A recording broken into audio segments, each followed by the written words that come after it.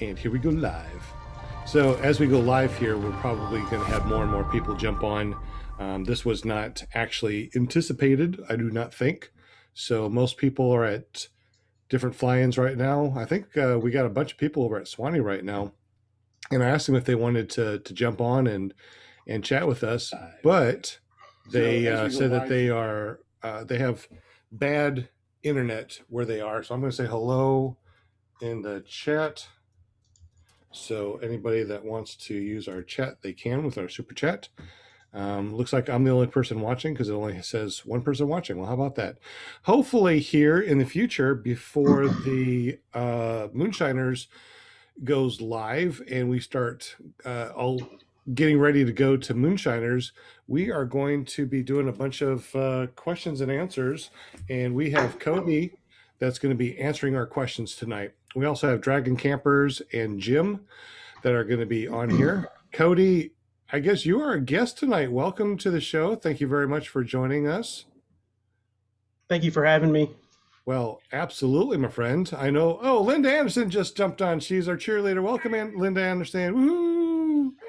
Happy Friday. Happy Friday. You know, all of our gang is over at the fly-ins right now. So they have really bad internet. The cell service sucks. And I said, no problem. Any questions for Cody? And nobody answered back. So obviously it's really not the best internet in the world over at the fly-ins. Hey, you know what? That could be my very first question for Cody. How is the cell service over there? Will we be able to use our cell phone and stream video? Yeah, the cell service is actually pretty good. I've never had a problem there. I'm Verizon. Works good. No issues. Okay. I don't know if US Cellular, if there's an issue, or T-Mobile or anything like that. Well, we've never had an issue. All right. Sounds good. We got Flying Flamingo, Jade, and Eric. Welcome to the show. Hey. Thank you very much. What's up? Hi, sorry we're late. We actually flew tonight. Lucky duck. I was going to fly tonight too, but I don't know. There's some storms in the out there in the horizon. I'm like, I don't know if I really want to try it tonight. I'll just fly all day tomorrow, Saturday. You deserve it. You deserve it, Sean. Absolutely. We're going to have some fun. So tonight we're talking to Cody. Cody, tell us a little bit about yourself and your background, and then we'll start getting into the Moonshiners fly-in. Okay, so I kind of found my interest in PPG through YouTube, probably like most of us did, but there wasn't as much content back in 2011. And finally pulled the trigger in summer of 2012, hooked up with a local instructor who is retired now, Mr. Robin Rumbold. He was kind of the radio guy at the time, probably before any of you guys ever knew about stuff like that. Flew for a couple years with some guys. The guys around here, he pretty much trained all of them. And at the time, I was doing the Blackhawk paramotor thing and had a few good years there. And definitely don't want to put, any brand down or anything like that. But I kind of found out about the Moster 185, and I was sold from that point on. That's what I fly to today. And I trained a buddy of mine that I worked with, and I thought, man, maybe I should think about getting into training some folks, maybe just kind of some locals.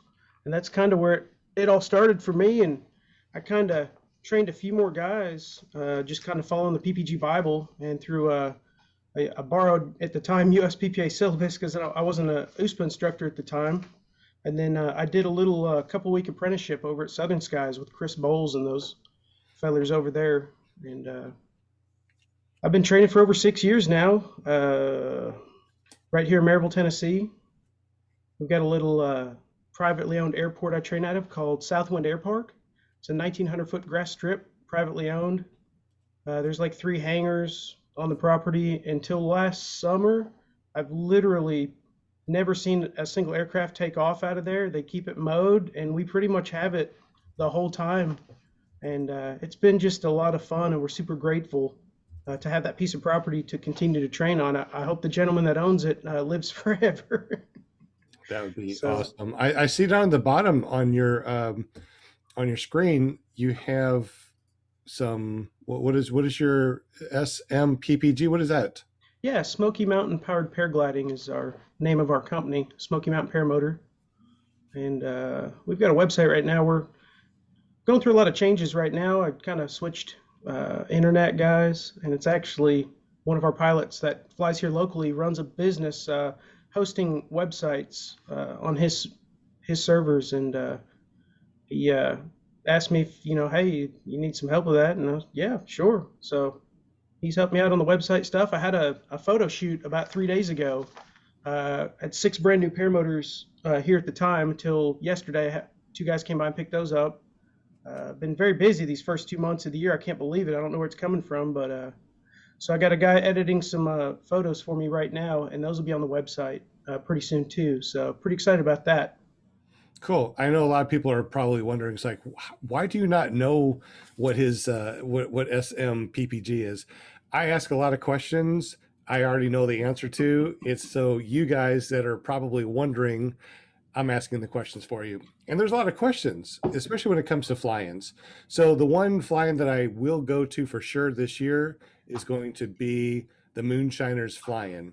And we got Cody on here because, there's a lot of questions that people have already asked him. So we figured, why don't we have like a little podcast that we can talk about, all the questions and answers about Moonshiners. So welcome to the Moonshiners question and answers. Hopefully this video will kick up a little bit of viewers here in the future when we get close to the Moonshiners. So real quick, when is Moonshiners and where is it? Yeah, so the 5th annual Moonshiners Flying is at Johnson County Airport in gorgeous Mountain City, Tennessee. If you've been, it's kind of a fishbowl of mountains, if you will. The mornings produce kind of a heavy layer of fog, but there's always some holes to spiral up through legally. And it's just the coolest thing. You get into PPG and you see all the videos with people flying on top of what seems like the clouds, and it's just a super neat experience. If you hadn't had the opportunity to do that, when there's a safe opportunity to spiral up and get on top of that low level, and all you're seeing in the backgrounds once you're on top is just the mountain peaks. It's really, really pretty. August 4th through the 8th. Yes. And you've been doing this since day one, right? The flying? Yes, I was at the very first one. I wasn't the original, ideologist of it. That came from Bob Miller and Dave, the airport manager. Him and Bob are very tight. I think Bob did some flight training out there for some CFI stuff. Okay. And essentially, it was Bob's idea hey, Dave, we should do a paramotor flying out here. So the first couple years were real low key just to kind of test the city out with everything.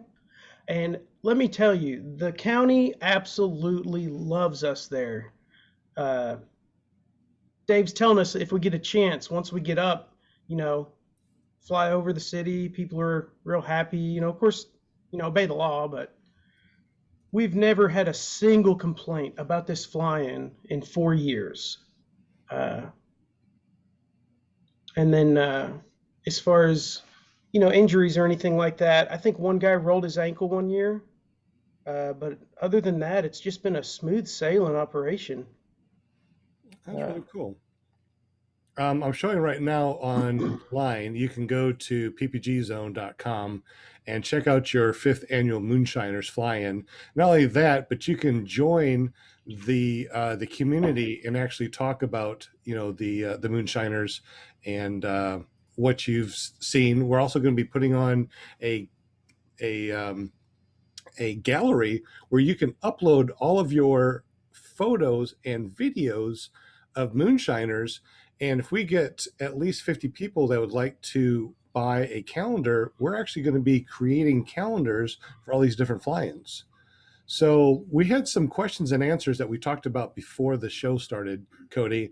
Can you tell us some of the questions that people normally ask and the answers? Yeah, so the biggest question I get, and it's probably asked this at a lot of fly-ins to people running them, is, can we come early? And I spoke to Dave about this beforehand, and I think he came to a conclusion that since the last few years people have wanted to come early, he's allowed them to come early, and And essentially how he charges for the event is just per pilot per night. It's $20 a night. That includes a shower and the FBO. Every night before the 4th that you're there is just half price, $10. Oh, wow, $10 that's a day. nice. That's really Yeah. good. So, yeah, if you wanted to show up 2 weeks, 2 weeks early, you're more than welcome to. Dave is with open arms, just loves people, great guy, super cool guy. It's like my, I don't know,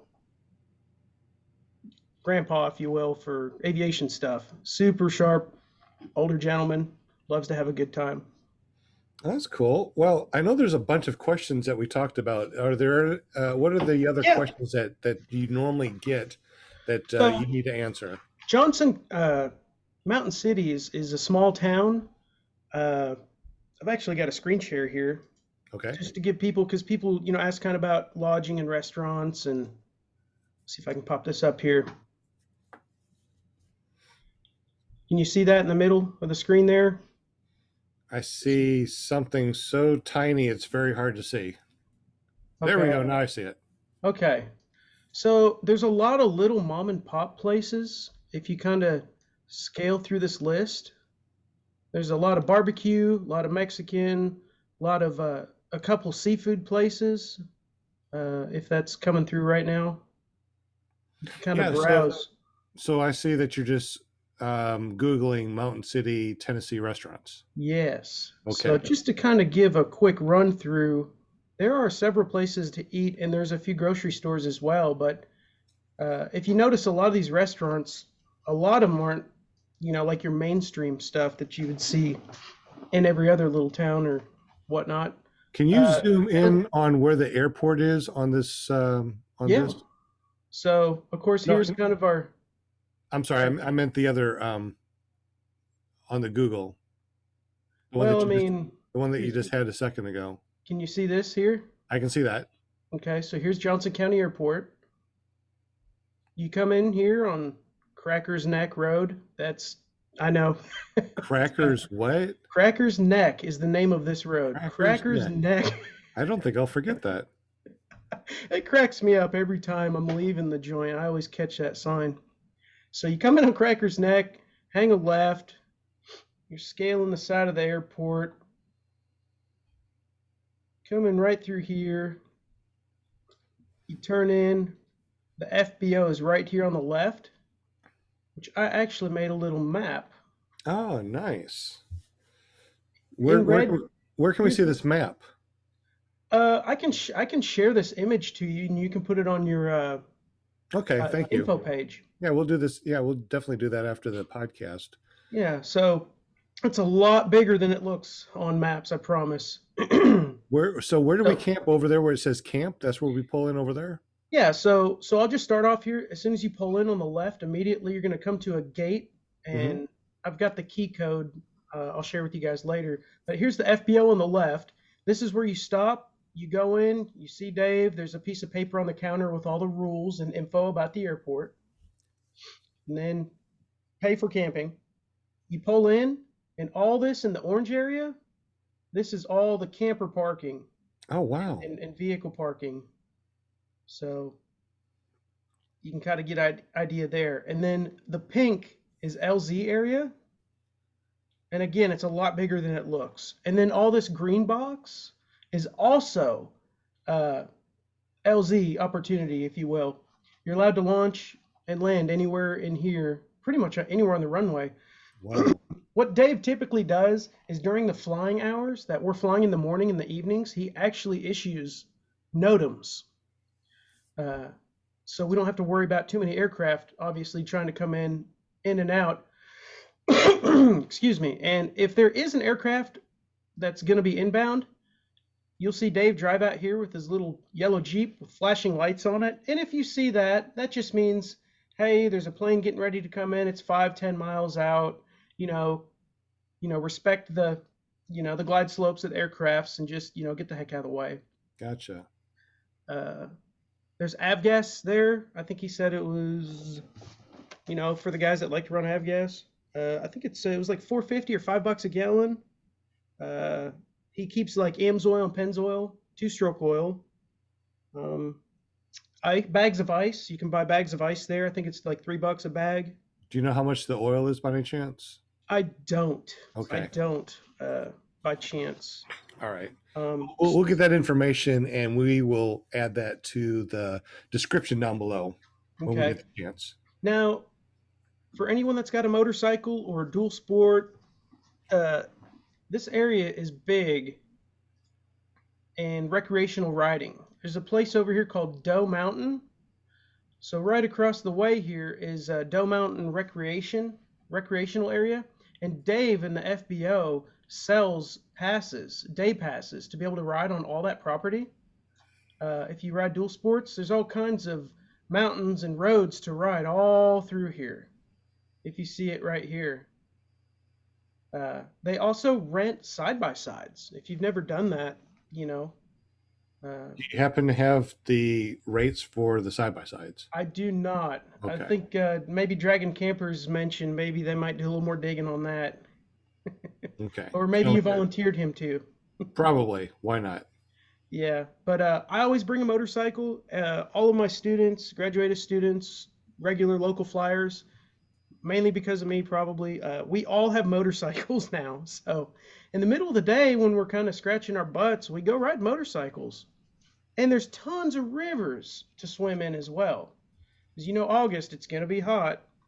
Oh, yeah. So what's the temperature usually Well, about that generally, time? was that June, July and August are typically probably the two hottest months of the year. Fair warning. Right. I forget the name of the river, but we take off up this way. There's a river. There's also a lake. We go to a boat ramp at the lake here, Watuga. There we go. Yeah, and we go put our butts in this water too. If you want to bring a kayak, you can kayak. And yeah, there's all kinds of cool little activities to do in the middle of the day. For motorcycle riding, you know, beautiful country. So you can bring your motorcycle or dirt bike. You can rent a side-by-side. You can bring your bicycle. I heard that there's some bike trails. Oh, Yeah, tell me about the bike have trails. you heard of the Virginia Creeper? No. It's a huge tourist stop for mountain bike guys. Mm-hmm.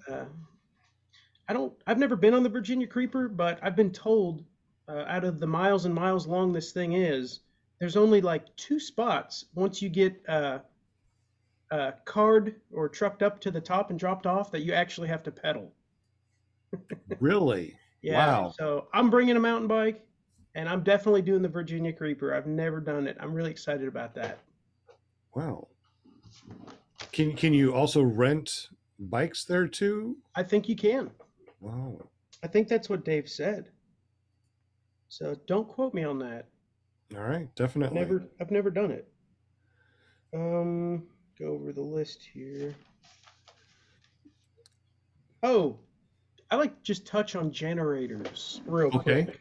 All And I right. know all the tent campers will thank me for saying this. Out of Probably. respect for the tent campers, 10 p.m. is the cutoff for all generators, unless maybe you're trying to run a CPAP or something. And if you're doing that, we're kind of, you know, nicely asking you park like way in the back. Gotcha. Because there's nothing worse than being in a tent and hearing a loud generator at a fly-in, and it happens a lot. Hmm. So park over here. Yeah. Show me on the map. Go ahead and share your screen and show me on the map where you're talking about. Okay, if you just absolutely have to run a generator, park here. Okay. If you can see that. Is that the east side? Are we looking at north, south, east, and west? So that's the east side? Let's see. So that'd be, let's see, what's that? The north, that's the northeast. Yeah, the northeast corner. Okay. Let's see, draw. Yeah, park here if you're gonna Jenny. If you just absolutely have to. You know, at nighttime it gets pretty cool. With my campers, I don't run a Jenny. unless, maybe I want to take a nap in the middle of the day and I'm trying to run my air conditioning.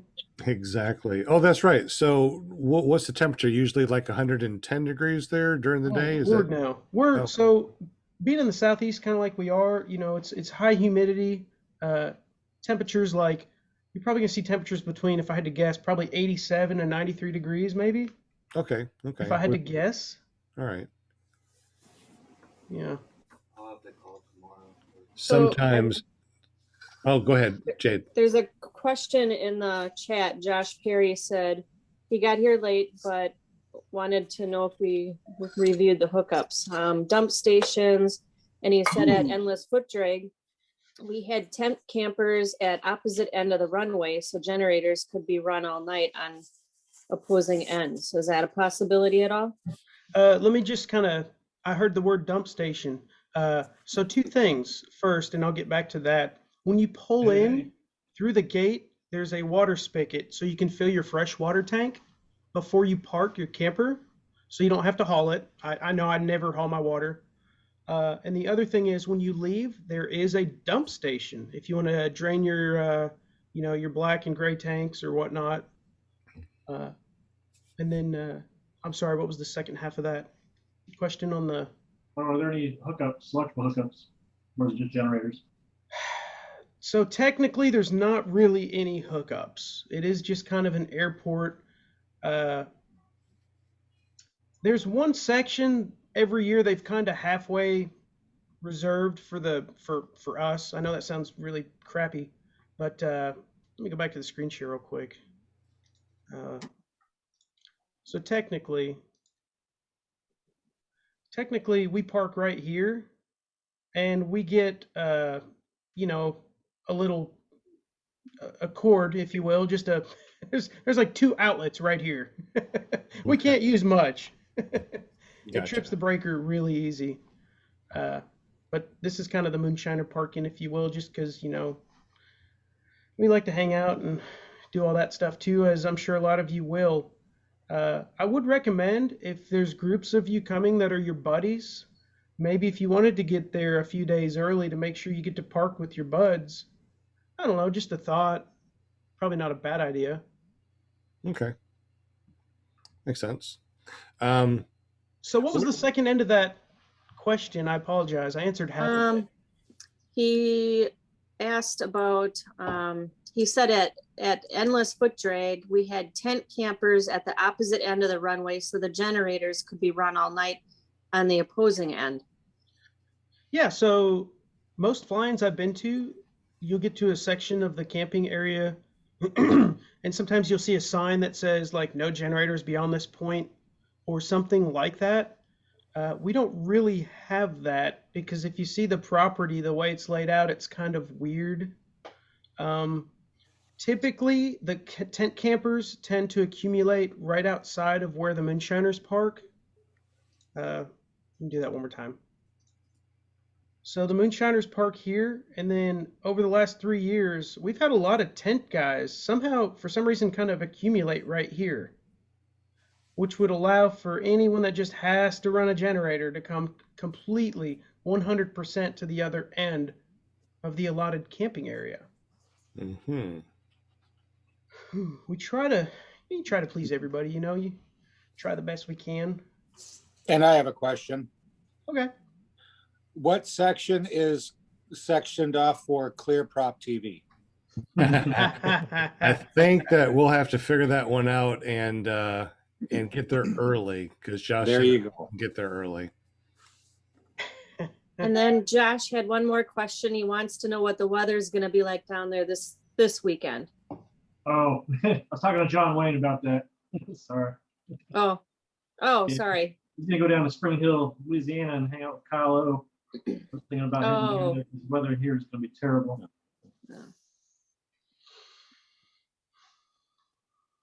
And never trust a skinny chef. Shane says, sorry, he can't make the show. His cell service is bad.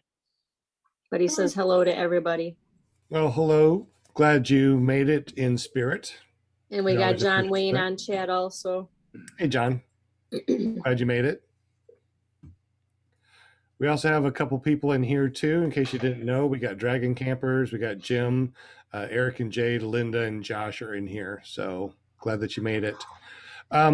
What other questions have we talked about before the show, Josh, that you have answers to? There's something about a place to eat or get alcohol, or what's the alcohol rules?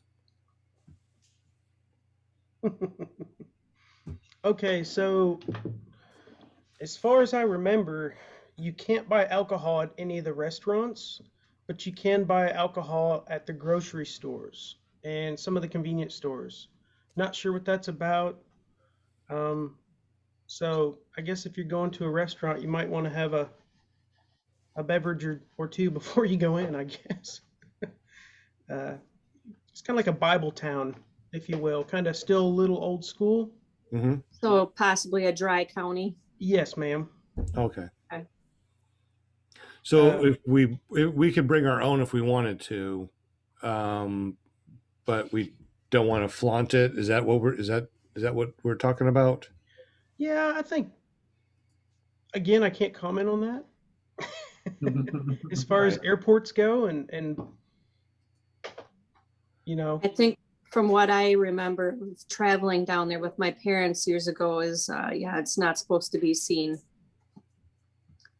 I think that's kind of the rule of thumb anywhere, you know, sporting event or, you know, get together or whatever. Maybe if you just don't make it an issue, I don't think it is an issue. Okay. So don't make it an issue. Yeah, Gotcha. just, you know, have a few beverages in your little styrofoam cup or whatever and Okay. have a good time. On those maps that you had on the computer, you don't have to bring them up, but how far away is the airport from Main Street? So you're less than 4 miles from Okay. that Main Street town, kind of known as Mountain City. That's the main Okay. drag. So there's 2 ways to come in. Also, I would recommend as much interstate as possible, because if you end up going through the back roads way, it's beautiful, absolutely beautiful. If you like scenery, I would recommend it. If you don't, and I guess if you're coming from North Carolina, you wouldn't see it anyways. But if you're west coming east to the event, maybe take an extra hour and just enjoy the scenery. A lot of those roads wind back and forth with the river, and it's absolutely gorgeous. Do you remember any other questions that we talked about that you have answers to? Oh, I have something. Okay. So, overdoing this event the last few years, a buddy of mine put onto me, and some of you have heard of it. It's called either RV Share or Outdoorsy. Mm-hmm. I sold my camper because I used it 4 or 5 times a year. But with Outdoorsy or RV Share, you can, find a camper online in the town you're going to visit, and most of the time these places will deliver it for no extra charge. You can have it there set up when you get there, and then when you leave, meet with the owners again, and of course they hook up and go on. So for me, for as low cost as it is, I already booked my camper.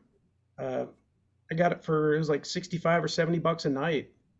And of course there's taxes and fees that go along with that, but So you're saying that you can get on this app and rent somebody else's RV. They'll bring it there for you, set it up.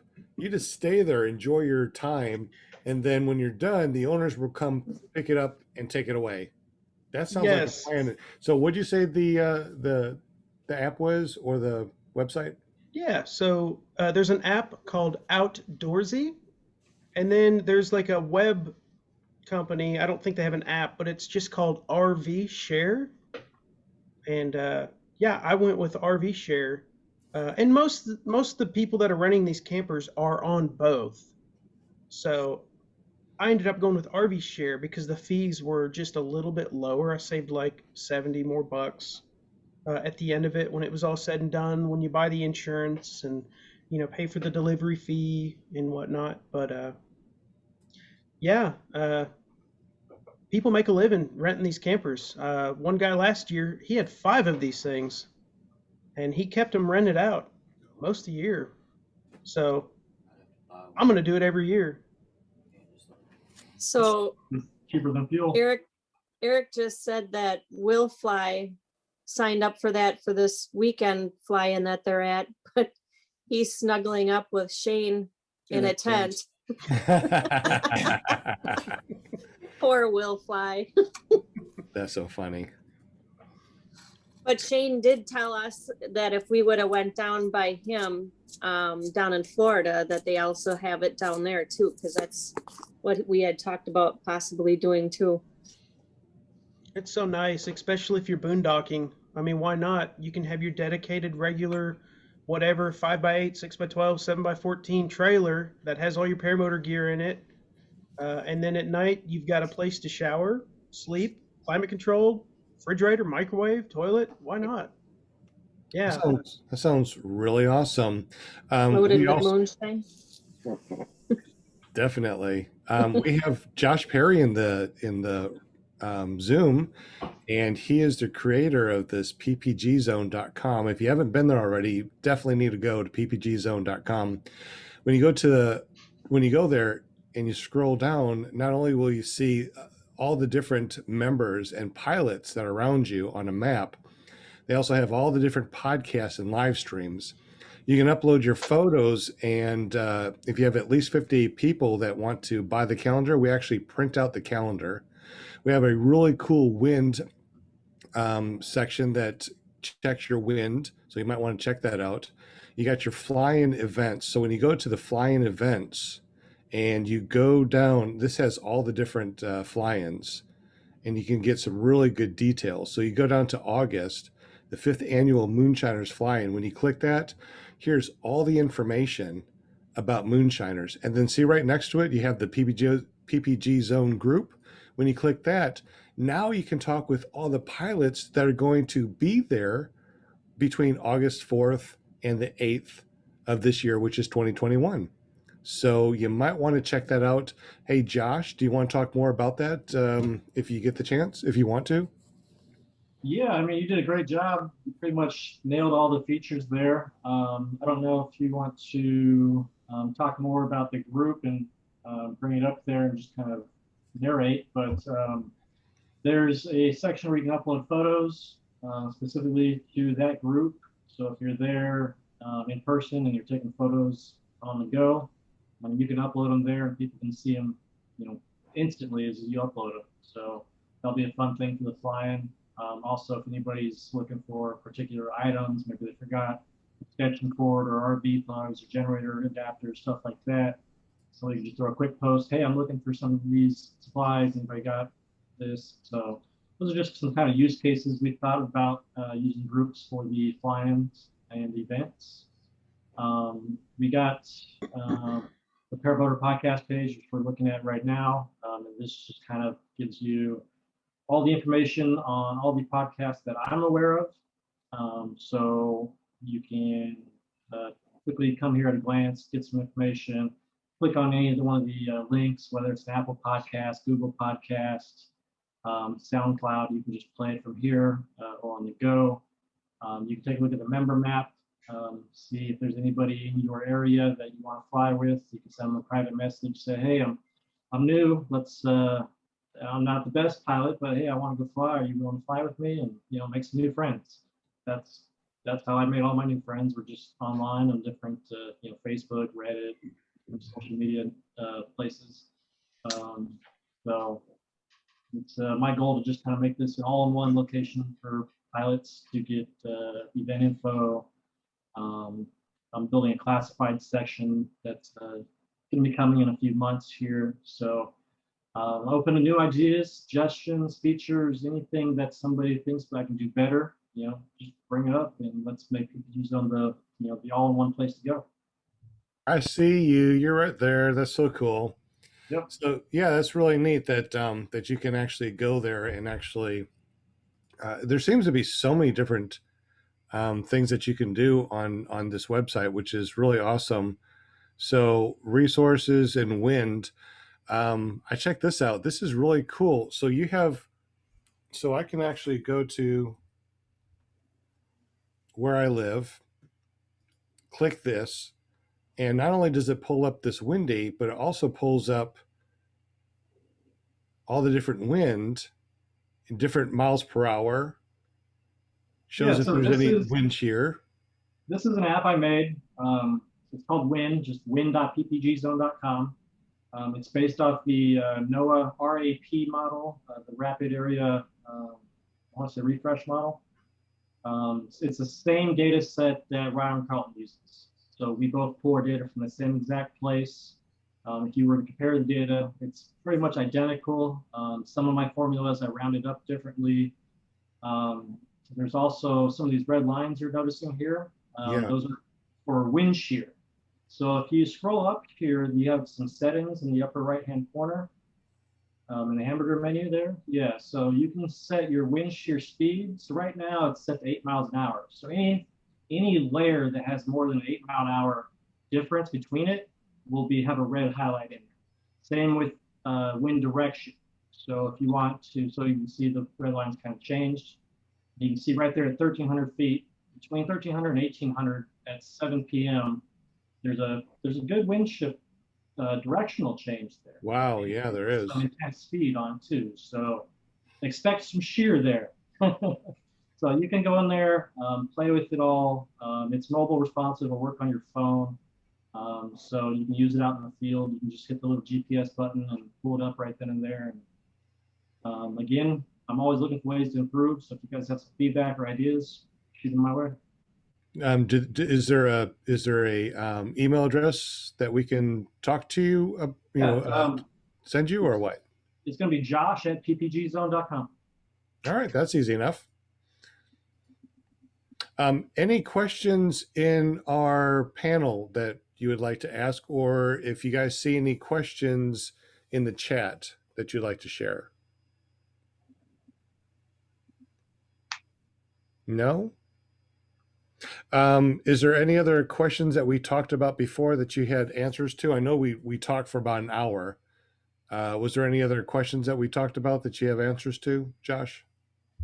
I'm sorry, Cody. I was actually just messaging Dave Garris at the airport, just kind of asking if there's anything else he wanted to throw in. He just said, he hopes everyone comes and has a good time, and he put emphasis on there's nobody at a Moonshiners Flying that has more fun than Dave Garris. So I just want to throw a quick shout out to him. I'm so thankful for him allowing us to do this in the town of Mountain City, and I hope we can keep this thing going for years to come. Rules of the airport. That's what I forgot to ask you. What are the rules? We didn't even go over that. No, we didn't. Well, I thought I was going to get off the hook easy. No, it's like, so there's no rules. I can just, buzz over anything and fly anywhere I want to, and that's the rules, right? Airport frequency code that we should be listening on for air traffic? Technically, most of your PPG pilots aren't carrying those kinds of radios. I can get back to you on that, but Dave has an airport radio, and if you want to fly with a radio, some of you do. I don't, just because I don't fly around airports and I know my airspace limits. But Dave keeps a radio, and it's probably not a bad idea for you to be able to hear incoming and outgoing air traffic. But again, too, kind of the rule of thumb, like I spoke about earlier, is if you see a yellow Jeep down on the asphalt, the runway, the tarmac, the apron, with a flashing light, that means, hey, look out, incoming. So something's coming in. It's going to be in a glide slope. Be respectful.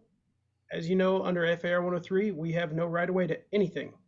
So, just look out, use your head. And I'm going to talk to Dave some more, but I'm pretty sure he's going to keep, he keeps a radio on him at all times. And if something's coming in and you're flying and you have a radio, he will let you know, incoming. And you can get me that, and you can get me that frequency, and yes, I'll put it in the description down below, so we will know that in the future. Yeah, and any information we get, you're more than welcome to update the flying event on PPG Zone, Sean. Excellent. Yeah, that's an excellent tool. Thank you for that, by the way. Okay, so a couple rules regarding the airport. 5-mile-an-hour speed limit. Of course, people, pets, little airplanes taxiing around. Watch out. No flights directly over airport hangars. There's a lot of tower antennas coming up out of those things. It kind of looks like a lot of those guys might be doing amateur radio or something. So they're hard to see. So don't fly over the hangars if you can help it. It's very tempting, but stay away, stay in front of the hangars. If you're going to come buzz the LZ, be 100, 200 feet up at least if you're going to fly over anything. Is there a Of course, we section we talked can go about. foot drag? What's that? Is there a section we can go foot drag? A section? Yeah, the whole runway, man. Okay. I got here late. I missed that part. We talked about generators. Typically, of course, generator usage during the daylight hours. But we have a 10 p.m. curfew on that. Again, we touched on that earlier as far as, if someone needs to run a CPAP at night, that's 100% understandable. But just, park the other end of the camper parking. We talked about Dave's yellow Jeep and his strobe light on the top. That means something's coming in. Okay, so throughout the day too, usually in the mornings, Dave will say, hey, I've got a guy coming in to fuel. This is one of his planned stops, and he's really good about letting me know, and then I kind of pass the word around, to you. You pass the word around to your neighbors. Hey, I got a guy coming in around between 10 and 11 or something, so just if you're up, just watch out for that. The gate code, we'll put this in the description or on PPG Zone or whatnot, but the gate code when you get there, when you need to get through, is 1223. Yeah, 1223. And then when you're leaving, of course, it opens automatically. Again, there's 2-stroke oil nav gas for sale right there in the office. Bags of ice. There's concession sales in the office. It kind of runs on an honor system. Chips, candy bars, coffee, stuff like that. Always have safety in mind while on the ground and in the air for everyone to have a memorable and happy experience. Dave Garris, Airport Manager, Johnson County Airport. That's pretty much the rules. Any questions on that from anybody? Any questions in the chat, guys, about the rules? Oh, actually, I do have one to add. Yes. Probably regret saying this, but a lot of guys that have gone to a lot of fly-ins, they hear this at every fly-in they go to. It's kind of the golden rule at every fly-in. Would anyone by chance know what that golden rule is? Don't be a douche. Oh, so close. I'll take it. I'll take it. I'll take it. Don't be a Richard. Never been to a fly-in. How do you know? Oh, that's just the golden rule when it comes to flying paramotors or anything in general in life. In life, don't be a dick, and your life will be fine. Don't, when you're flying paramotors, don't be a dick. Just be nice to everybody. Everything will be great. I think that covers everything. Just that one rule. I think so. Practice common courtesy. Mm-hmm. Use common sense. When you said don't fly over something because of towers. What did you say? Don't fly over the hangars. The hangars. Okay. Coming out of some of these hangars are some tall antennas. Like I said, I don't know if some of these guys practice amateur radio. Also, behind the hangars, up on the hill behind the airport, are some high tension electrical wires, if you will. Can you show on the map real quick where they are? Sure. Thank you. Give me a minute here. Sure, no problem. So how many did you have at the last couple of years? How many? Yeah. So on average, except for the first year, on average, we have averaged between 80 and 114 pilots annually. Oh, wow. Okay. Are there going to be air bosses? More than one? I hear what you said. Is there going to be more than what? Are there going to be like volunteer air bosses? So typically we've not done that in the past. It's something that can definitely be discussed. We have 5 months to get that sorted. Typically everyone's ran this thing pretty safe. We've not had any incidents yet, and I'd like to keep it that way. But I think as the event gets closer and closer, and you see the Facebook attendance for people going gets higher and higher, we may have to implement an air boss to safely allow for people taking off and actually coming into land. Okay, since I've never been to a fly-in, what is an air boss? I'll let someone else answer if someone wants to talk. Does anybody else know what an air boss is? Basically, air traffic control. Yeah, so a buddy of mine, for a few years there, the beach blasts, the last 3 beach blasts that ever happened, I went to all of those.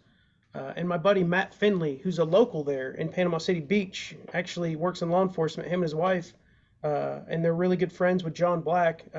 We were just down there 3 weeks ago for a week. We flew absolutely Sunday to Sunday, all day. Love the beach. But anyways, Matt Finley has always run the Air Boss, and he's helped to keep that a safe event. And yeah, it's probably not a bad idea. How does that work if we don't have radios? I mean, what does the air boss Oh, do? Just have okay. flags and do this number? Yeah, or so what? typically a guy will have some flags or he's wearing a neon vest and he's got a whistle. And essentially there'll be a couple guys lined up getting ready to take off, and like you go and you're running, and if your wing falls over, okay, stop, move out of the way, next guy. And that gives you a chance to, go back and get in line again, if you will. But there's several areas here to lay out a glider and take off. But at the moment, and again, this can be changed, at the moment, because we have so much area, we can actually designate a takeoff area and a landing area if this thing gets, big enough. That'd be really cool. Is there a safety briefing that will be going on every morning and evening, or how does that work? Some fly-ins do that, some don't. We've kind of been a little more laid back on that, in the sense that most people that come to this thing have been to some fly-ins, but a lot of guys haven't. The sport's been growing ridiculously crazy in the last few years. So, like yourself, Sean, this may be the first flying for a lot of guys. So as far as a safety briefing, how would that go? I mean, what would a normal safety briefing sound like? Yeah, so I've actually never led a safety briefing before. I've always had other guys kind of do that portion, but typically we'll say, hey, this is a mandatory meeting. You have to be here at, let's say 5:30 or 6 a.m., a little bit before sunrise, because a lot of guys want to, hit that sunrise flight, right? So, we'll gather around the FBO, the hangar area, and, we have kind of a safety briefing, at which point Dave will have some information on any maybe inbound air traffic coming in. So that's a good idea to talk about anything that's coming in and about or around what time. Let's see, maybe talk about the weather a little bit. Maybe talk a little bit more about if there was any previous days incidents. Hey, this happened yesterday. 2 guys were doing it. Don't do that again, kind of stuff. That can happen sometimes. Sometimes you'll get guys that take off and they like to just sit there and buzz 360s around the LZ, and that can be dangerous because there's guys trying to take off and there's guys trying to land, and if you're sitting there going round and round and round, that's not very safe. That's the part of don't be a dick, right? Don't be a dick. Yeah. Hey, I was one of those douche, whatever. I'm sure at one point in time, I think we've all done that at some fly-ins from time to time, right? And didn't know better. And I think that's probably why a good safety briefing is good, just because maybe you're brand new and you are just used to buzzing around your LZ and you don't know better. Who knows? Yeah, I was the reason for the company safety video, right? Oh, no. I wasn't, but I do know some people that were. Right. Yeah, there's rules because of people out there, unfortunately. Okay, so we don't fly over the hangars. Generators are off by 10. If you need to have it on because you have a CPAP or something medical, you want to stay at the east end. You said that you average about 80 to 114 pilots. So if we have more than that, will there be safety briefing? And you also said something about someone directing traffic. What did you say the name of that was when somebody directs traffic? Like an air boss. An air boss. So Dave Hey, commented in the in the chat, he said that he has locals that are spotters on the ground for air traffic, and I count on my PPG safety officers for flight and operations. And who said that? That is Dave Garris. Okay. Oh, hello, Dave. Hey, Dave, if you want to jump on, I just put the meeting ID and passcode above you. If you want to jump on Zoom, and maybe you can help us out with a couple of things that you might want to, tell us about. Airboss safety briefing will probably not happen. We do have a NOTAM that's going to be in effect. However, some planes will come in, and if that happens, we will see a Jeep down there, correct? Yeah, Dave, if you get a second, or I'm sure he'll type in the comments if he's able to get on or not, but that'd be super cool to have him join in. He's such a cool, nice guy. He's been super gracious to allow us to keep doing this thing. And that's really awesome. How about as far as airspace? What kind of airspace is around there? Is there anything that we need to worry about, or is it pretty much clear, just G&E airspace out there? Yeah, so typically, like, you're going to see that upside down funnel cake right here at Johnson County, right? So I think that's where the NOTAM really comes into safety play for us in our flying hours of the day. Can you show that on, can you share that and show that real I quick? might be able to pull up sectional. Okay. Sky Vector here. Skyvector.com. Gosh, I haven't been on here in a while. It's so funny. We fly the same old LZs. Mm-hmm. I could type in the airport identifier here. I use Skyfly High, and one of the features on that is to show your airspace.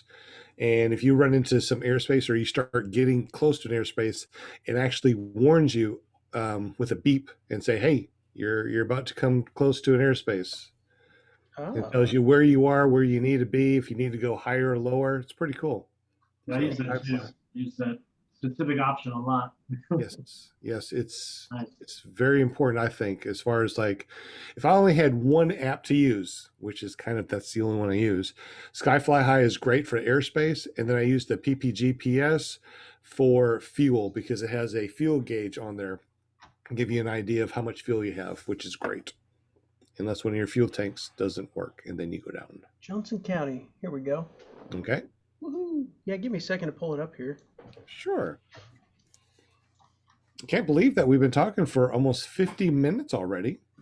Ooh, let's see what time. I got to keep an eye on the time. Okay, I've got about 30 more minutes. Yeah, we're probably going to close this up and wrap this up about 8 o'clock. So in about 10 more minutes, we're going to be done. So if you guys have any questions that you'd like answered, if you're listening to this not live, make sure you put the questions down below in comments, and we'll make sure that we answer them. Well, I got a question. So how's the insect situation? The bugs out there pretty big? I'm sorry, can you repeat that? I heard they're like dragons. I was going to ask, how big are the insects out there? Oh, I can't remember just the time I needed bug spray out there, but it's probably not a bad idea to bring it out that time of year. Well, out here, probably about, was that August or so, into July? We got spiders that'll just parachute off in the sky, and as you're flying along, you'll just get spiders on you, and your net will be covered in spiders. It's terrible. No, thank you. Remind me not to go up there and fly with you now, Josh. Darn it. All right, go ahead and so are we centered straight into this? Yeah. All right. Gosh, I haven't looked at a sectional in a minute.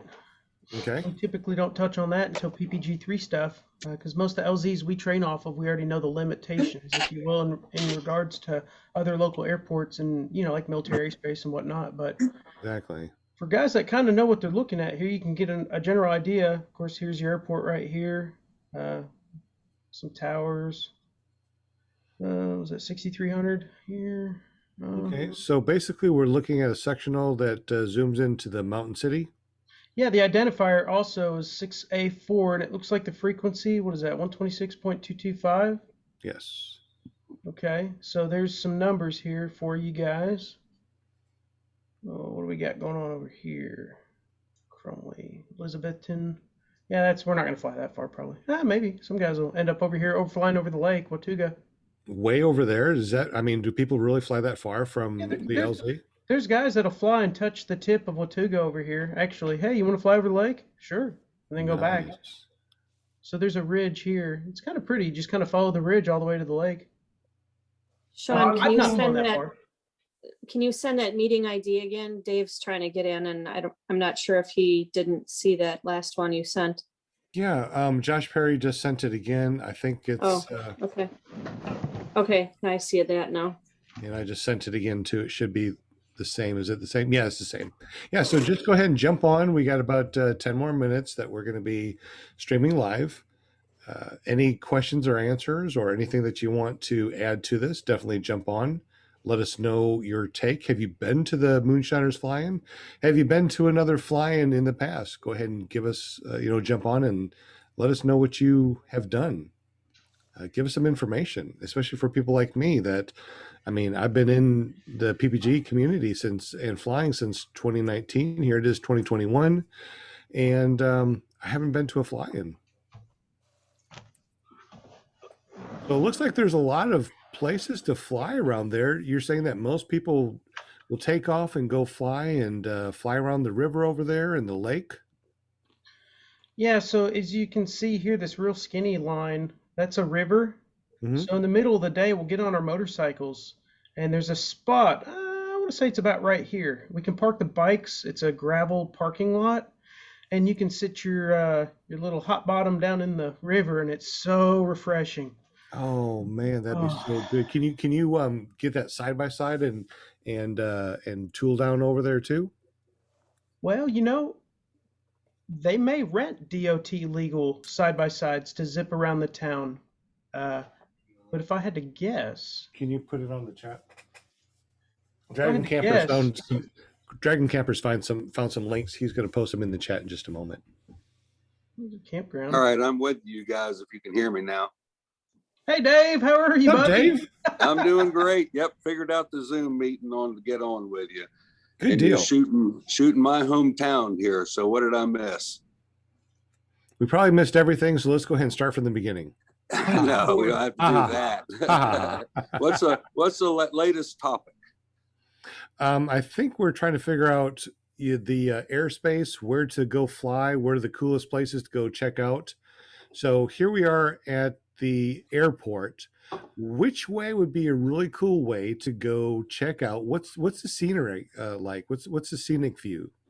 Any direction other than loitering over the landing and takeoff zone.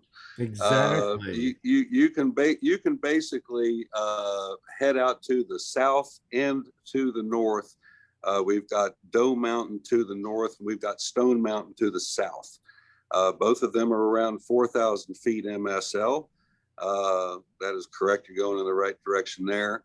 The only thing that I require is not loitering around the ends of the runways, the glide slope areas coming into runway 24 and runway 6.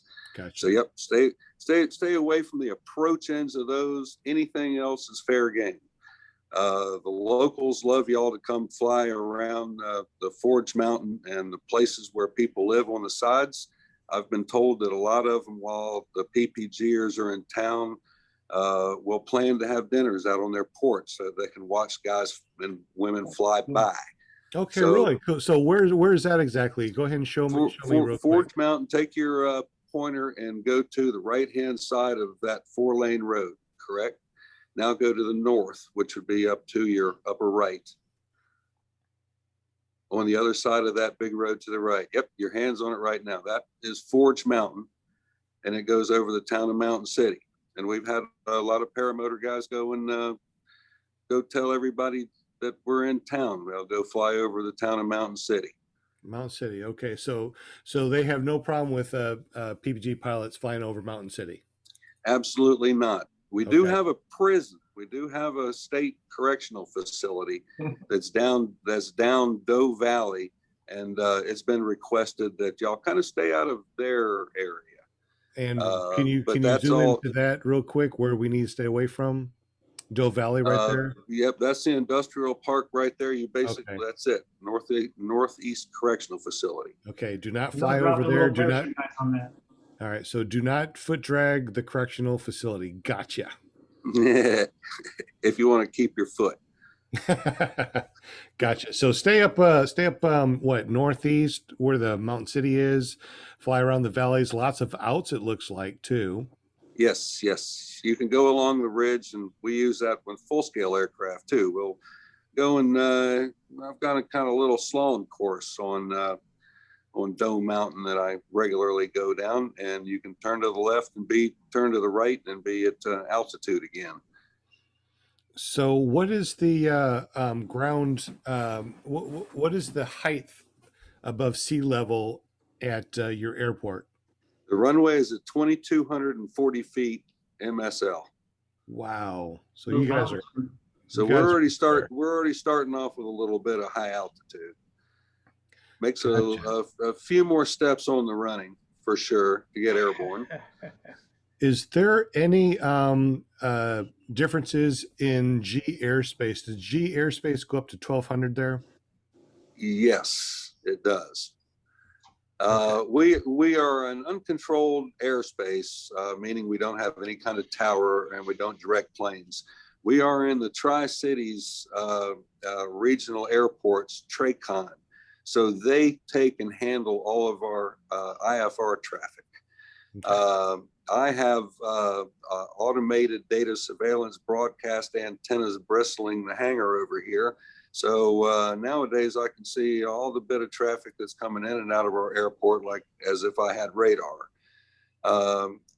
Typically there hasn't been any problem just because of the times of days that PPGs and fixed wing aircraft fly. They don't conducively fly at the same time. So that we haven't had really any incidents or even as much as a close call in the area. This event does coincide with a buddy of mine up the road who has a free fly off of a Tater Hill. It's a competition that he runs up there. And what I do is I call a NOTAM in for the whole region. Anybody that's from the Boone to the Abington area are alerted through the FAA NOTAM system that there's going to be paramotor and para activity in the area. What's the altitude that NOTAM goes up to? Oh, 18,000 feet. Oh, wow. Yeah. Those the guys up there at the free flies, they'll sometimes get up to 14 and 15,000 feet if they catch a good wind. That is really cool. One of the things that ClearProp TV was talking about our group was to get there and get up to at least, 10,000 feet. But if you got to NOTAM all the way up to 18, we might just have to test our luck. Okay, give it a try, big guy. I know, right? So is that from morning to night, that NOTAM, or is there a certain time that's active? I put the NOTAM out for the entire duration of the event. From the 4th until the 8th. Correct. Okay, and the only time that we will have airplanes coming through are the ones that are going to be stopping there. You're going to let us know in advance that we have air traffic, and we just need to stay out of their slope. That is correct.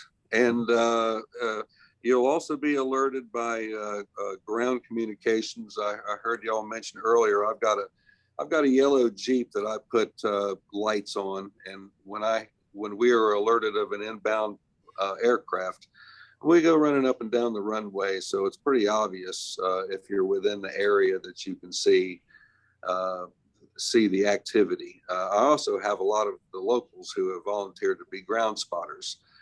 They pretty much are positioned throughout the event, keeping an eye on different areas of the sky. Everything is reported back to me. We have two-way communication radios with us at all times. And so we try to keep as good eye on it as possible.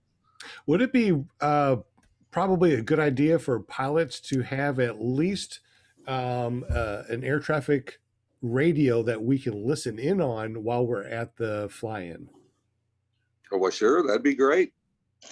Any even scanner that you can buy at Radio Shack or online or something that'll pick up the airband frequencies. That's a Our good airband idea. frequency is 122.7. When you're on the ground, I have a loudspeaker that's attached to the hanger that's attached to that comm frequency. Oh, So if okay. you're on the ground, you can hear it already. But if you're in the air, it's never a bad idea to know everything that's going on around you. Okay, so we have G airspace from ground up to 1,200 feet, and above that, we have E airspace all the way up to 1,800 feet. That's in the NOTAM. That is really awesome. Did I say 18,000 feet? I meant 18,000 feet if I said it wrong. I think you said 18. I think I'm sorry, and I have to correct myself. The NOTAM only goes up to 16,000 feet because anything above that's IFR. Oh, okay. So we can go up to 16,000 feet while we're Correct. there. Okay. And that's MSL, right? Correct. Mm-hmm. Mean sea level. Well, that sounds like a very fun trip. Is there anything else that we might need to know about as far as things that pilots may have questions about that you may have answers to right now? Well, in the past, we've really tried to work out the generator issue. There's a lot of people that come down to camp outside their cars and tents, and the generators have always been an issue. So I'm just coming out publicly again and asking. We're going to provide areas up into the east side of the parking area so that we can utilize that. And we'll put the tent campers or anybody that's not inside a camper with walls down toward the far end where our weather station is. It's very firm soil, and it's got good runoff just in case we do have some groundwater. It's the quickest place it dries out around here. And it distances the generators from one side to the other. So hopefully that won't be an issue again this year. Still going for the live bands on the Saturday night. We'll do the fireworks display as usual. We've been fortunate and had ourselves a fun fly-in. It's been safe in the years past and are looking forward to the same thing. If you have any questions at all, and I also entertain PPG operations during times when I don't have the event. I regularly are visited by PPC and PPG guys to come over here if they're in the neighborhood and spend a night or two with me. So that's always welcoming, and always enjoyed having everybody around. So if we know some people that are PPCs pilots, we can tell them to come on over to Moonshiners because they got a big runway they can use. Keep that open for foot drags. I have to say, every powered parachute that we've had come to this flying has been super nice, super respectful. They actually go to the other end of the runway to take off because they know we don't really appreciate the thrust they put out. Love having them. Great guys. Hey, so I have a question for you. Looking at those maps and the terrain, and obviously at the elevation in those mountains, we're doing some mountain flying. That's been something I've never done, and I've heard that it's different than flying anywhere else. So can you talk on that? Yeah, I'm going to elaborate on that for you as a paramotor pilot, of course. Okay, see the mountains? Yeah, there's mountains, but there's so many other places you can fly that have nothing to do with the mountains or the ridges. If you can kind of see through here, this is all flat, all through here. Fly up through town. You can shoot up in this alley. Again, stay away from the prison. That's right here. I mean, you can make a huge all through here without even touching a ridge or going over a mountain. As far as the conditions below the ridge line, above the ridge line, they vary from day to day. I know we talked about that low level fog in the morning sometimes, which is a neat experience too. But you don't have to fly near or over these ridges at all. Sounds like you fly somewhere flat. I got farmland, man, for miles and miles. See, that's the cool thing about the Mountain City flying here, the Moonshiners, is we get to add some 3D to things. You kind of fly in 2D. Yeah, I don't even have trees. You'll be climbing and climbing, look over at a ridge, and you're like, how am I not at least looking over the top of that ridge yet? Do you happen to know the altitude of those ridges? How high do Dave they will. go? Yep, point to a spot there, Cody. That one's about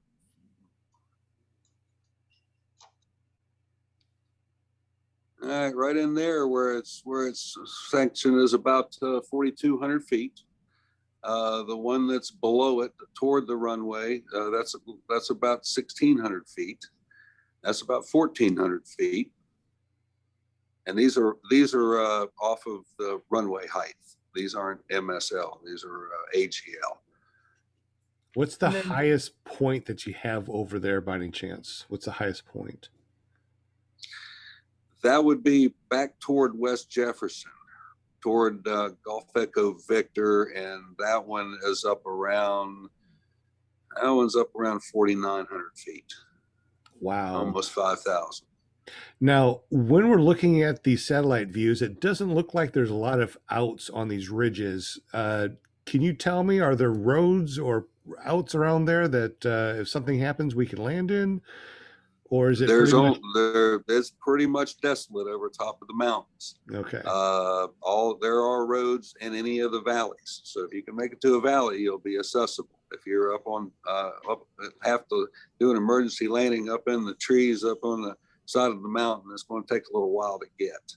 Okay. The only mountain that has trails in it is that Doe Mountain Recreation. We've got 6,800 acres of rideable trails up there, so that's a little more accessible. But the rest of them is pretty much, we're in a rural area, so there's going to be miles and miles where there's no houses.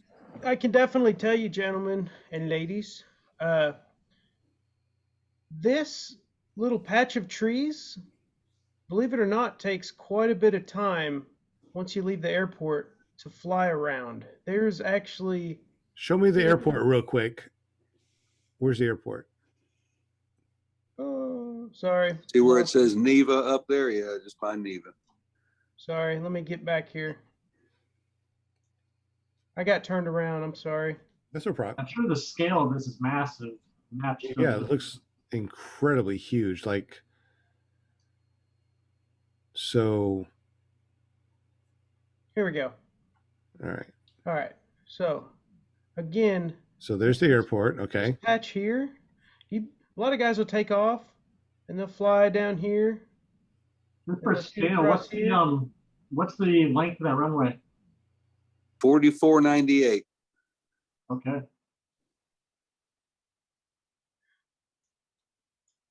But like I said, there's so much flying to do here in 4 days that you don't need to get anywhere near these ridges unless you just want to. You're really going to be surprised. Just getting around this thing right here takes a little bit of time.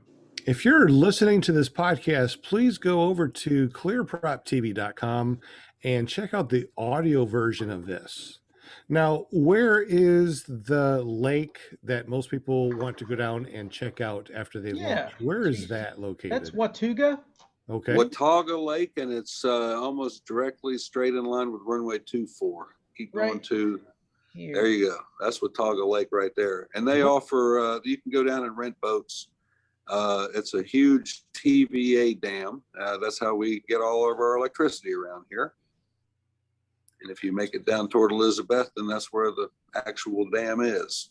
So is there a way of us flying down there, landing there, and then, renting a boat or a four-wheeler or side-by-side? The landing spot would be the trickiest. Very, very sparse open spots. Okay. You might be able to sneak one into one of the marinas. It'd be about the only place that I could think you can get into.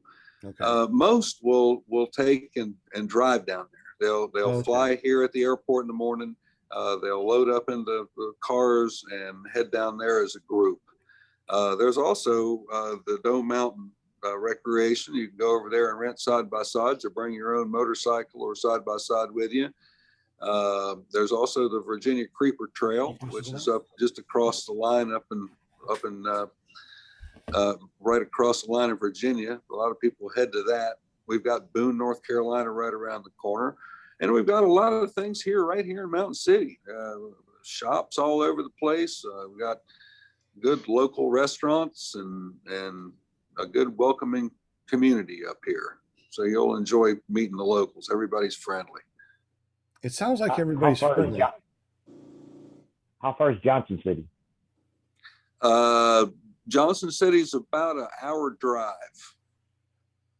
You have to go down around Watauga Lake to get over there. They got great music over there. I was just mentioned. Up in the Laurel Bloomery, there's they have a music festival up there every year. Well, except for last year because of COVID, but that drags in people from all over the country. Now, you said that you're pretty close to the border. How long does it take to fly to the border to say that we've, flew from Tennessee to some other state? Well, it's been a couple of guys set out there a couple years ago, and they were able to actually go to 3 different states in one flight. They took off from the airport. They headed right over the crest. You can see where the Tennessee, North Carolina line is, just to the right of your cursor there, and then fly a little bit up to the north and drag your foot across the Virginia line and then back down. That is cool. It's not uncommon. If like I had a Cessna Citation come in here yesterday, and just on his approach to the airport, he flew over 3 states, and that was just to land. Now, how far is it from the airport to the Tennessee border and to the Virginia border? It was about 5 miles, 4 miles from the here to the North Carolina line. You can kind of see where he's pointing there. There's Mountain City, and there's a line right there. A little bit further up to Virginia, 12 miles possibly. Oh, that's definitely doable in one trip. Yep, that's pretty much the line they took. That is so cool. Hey guys, leave me a comment down below. Let me know who wants to go and fly in 3 different states when we go over to the flying over at Moonshiners, because I wanna. How about as far as like getting up to 16,000 feet? Who wants to do that? Leave me some comments down below. Is there any more questions that anybody has in the chat? We have one. Yes. Dave, if we would come a day or a couple days early, would we still be able to fly? Absolutely. Flying? Okay. You can come over here and fly any day of the year if you wanted to. I never turn anybody down. You can come as early as you want and stay as late as you want. Camping fees before the event is $10 a night for the spot. Okay. Thank you. And then once the event starts, it'll be $20 a night per pilot. Got it. Good deal. Sounds like fun. We're planning 4 days of travel just to get there, and hopefully we can do it in 2 or 3 so we can have an extra day to fly. Great. Wow. That's gonna be so cool. Good to hear. Any other questions in the chat or on the panel before we sign off? Going once, going twice. Anybody? Did we hit all the questions, Cody, before that we talked about before we went on air? I think we covered everything in my notes. So unless anyone has anything, just a last minute question. And again, this event's 5 months away. I'm sure we'll get together another time or two before the event to go over some stuff.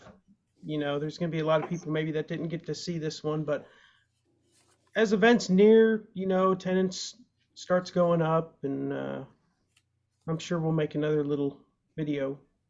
How do we register for this? I mean, do we just go there and pay, or do we need to pre-register? just show up and I'll meet you at the gate. Well, that's easy enough.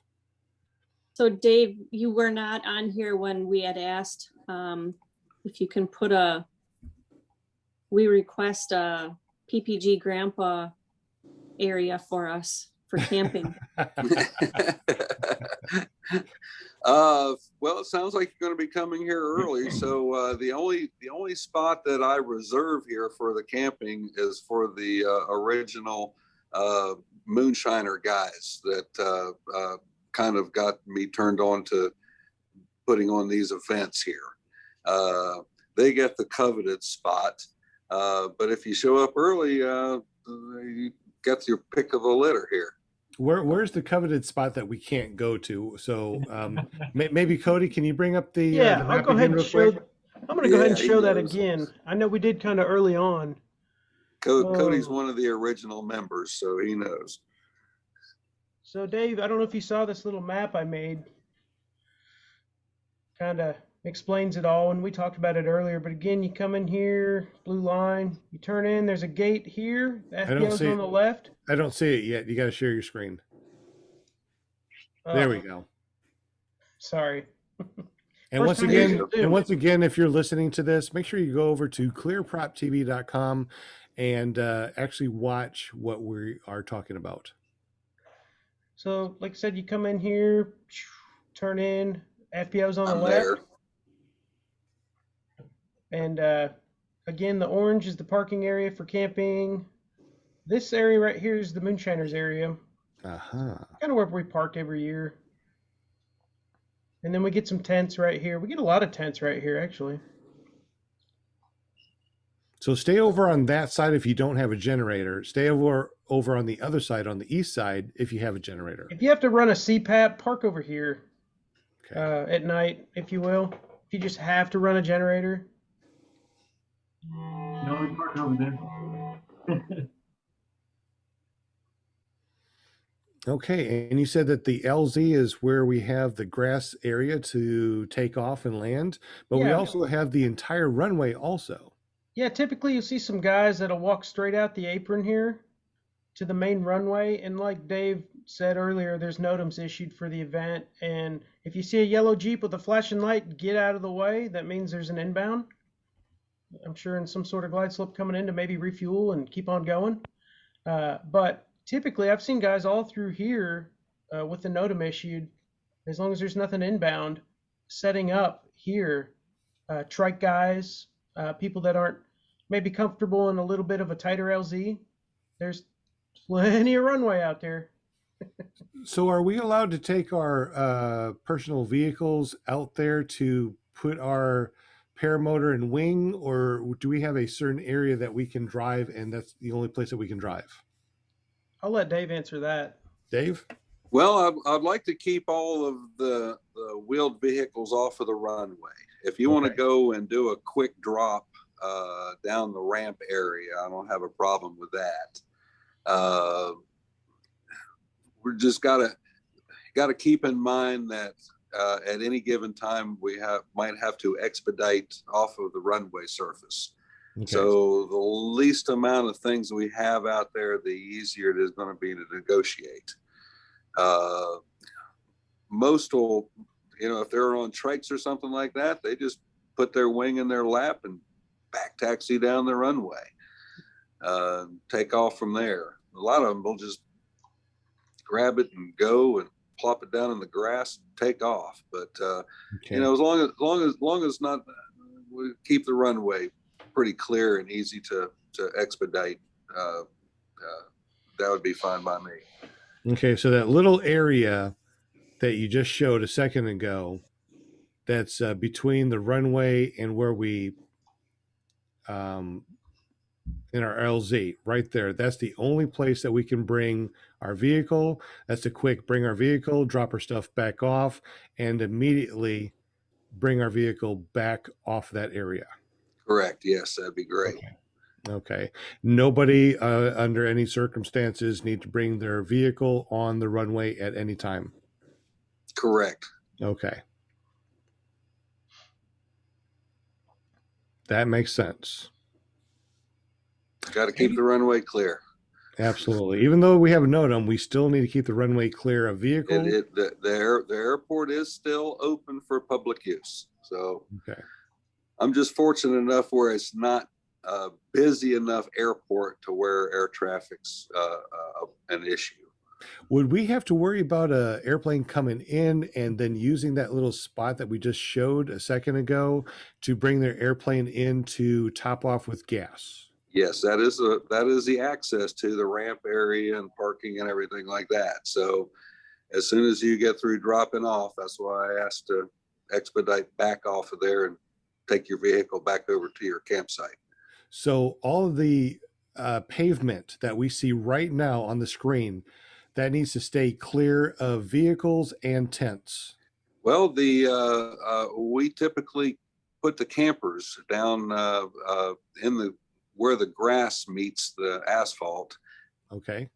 Yep, in that area there, and I let everybody park their campers and such on the asphalt, so you're not in the grass at that point. Okay. And it's deep enough to where we can get some campers and some trailers and cars and stuff in front of it without blocking any of the local airplanes coming out of the hangars. Okay. So we have to leave a clear area for the local residents to be able to get in and out as well. So the orange spots that you have are the only places that we need to have vehicles or campers. Everything else needs to be clear of. In that one line that Cody's on right now, that red line, that could come back a little bit too. Split the apron area in half with that. Yeah, that's what I consider the apron, what Cody just circled in red. Okay. You take and split about half of that, and you can camp on the runway side of that.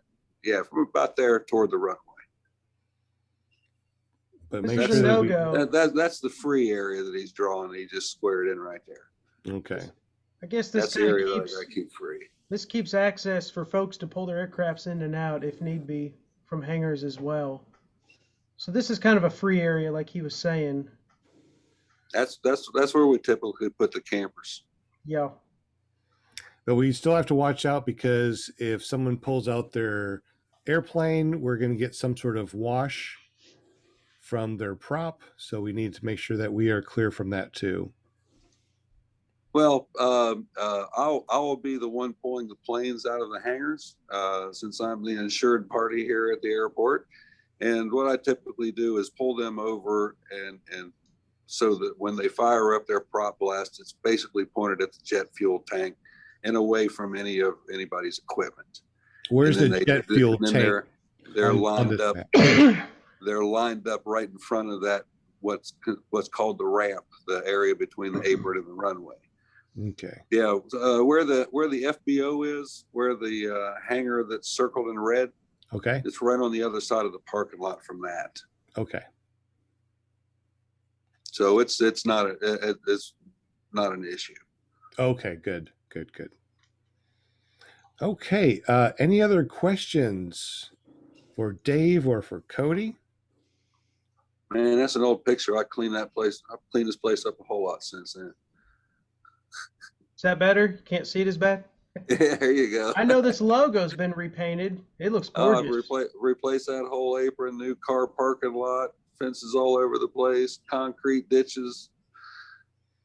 So during our fly-in, make sure you take some good pictures of this area and then send it to Dave and send it to Cody. So, we have a brand new Google image. Dave, I actually last year put out I got a free camper coming back this year because he took the money shot looking at the airport during the busiest time on Saturday night. And it turned out to be my shot that I used for promotional on the Facebook page. Oh, that's awesome. Now, you said also, too, that you're going to be doing fireworks on Saturday? Fireworks. I'm trying to line up the band.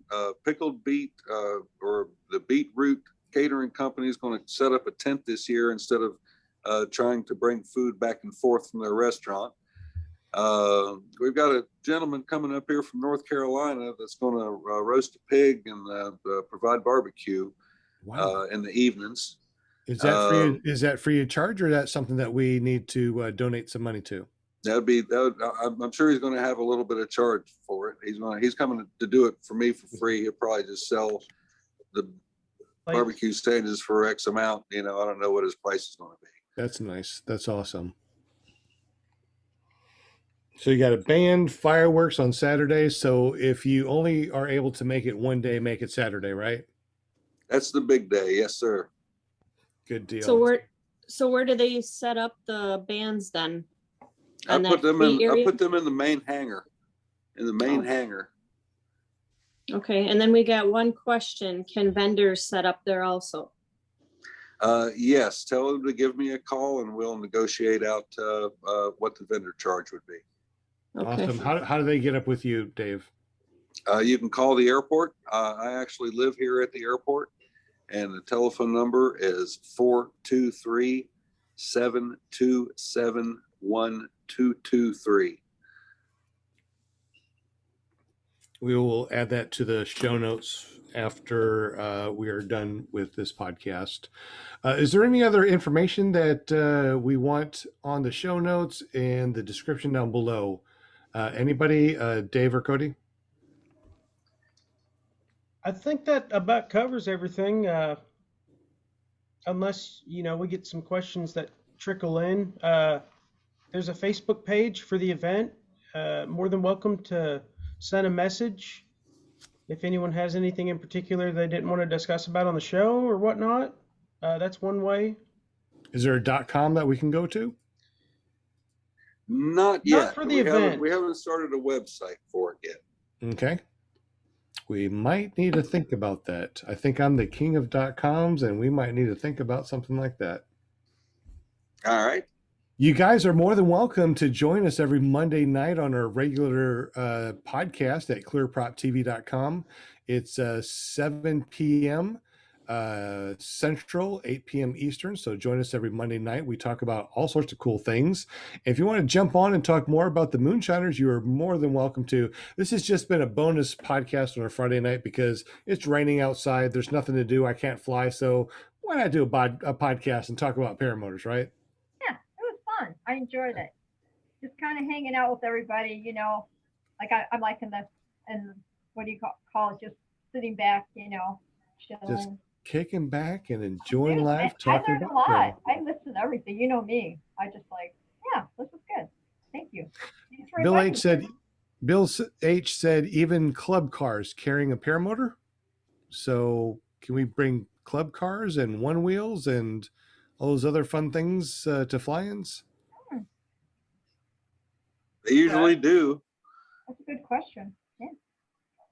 They usually do. I've seen some pretty odd transportation devices that you guys bring up here. I'm sure.